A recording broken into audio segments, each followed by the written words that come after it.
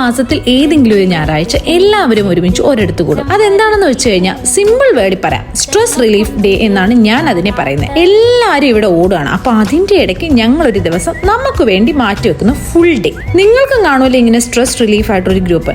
ഈ വീക്ക് റോണിയുടെ അപ്പാർട്ട്മെന്റിലായിരുന്നു കേട്ടോ. അവിടെ വന്ന ഫസ്റ്റ് നമ്മൾ അൽഫുർജ മെട്രോ സ്റ്റേഷനിൽ പോയി ഒരു ചായ കുടിക്കും. അത് കഴിഞ്ഞ് അവിടെ നിന്ന് കുറേ നേരം കാര്യം പറയും.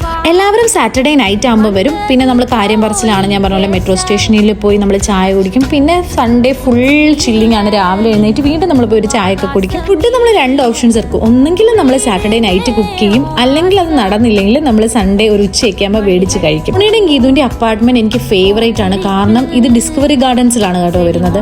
ഈ ലൊക്കേഷൻ നല്ല അടിപൊളിയാണ്. ഇവിടെ ചെടികളും ഭയങ്കര ഗ്രീനറിയാണ്. പിന്നെ ഫുള്ള് പാരറ്റ്സും കുറേ ബേർഡ്സും ഭയങ്കര പീസ്ഫുൾ ആണ്. ഞങ്ങളാണെങ്കിൽ വന്നു കഴിഞ്ഞാൽ വൈകിട്ട് എവിടെയെങ്കിലും പോയി കുറച്ച് നേരം ഇങ്ങനെ ഇരുന്നിട്ട് പീസ്ഫുൾ ആയിട്ട് കാര്യമൊക്കെ പറഞ്ഞുകൊണ്ടിരിക്കും.